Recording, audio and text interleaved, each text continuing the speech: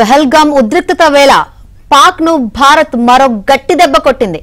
పాక్ తో వాణిజ్యం పూర్తిగా రద్దు చేసింది. ప్రత్యక్ష ఎగుమతులు దిగుమతులు నిలిపివేస్తూ కేంద్రం ఉత్తర్వులు జారీ చేసింది.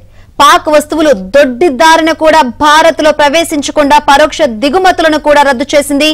ఈ ఆంక్షలు తక్షణమే అమల్లోకి వస్తాయని కేంద్రం ప్రకటించింది.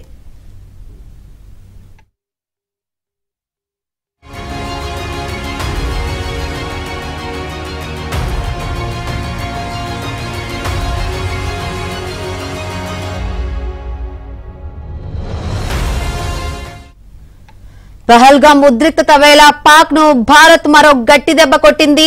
పాక్ తో వాణిజ్యం పూర్తిగా రద్దు చేసింది.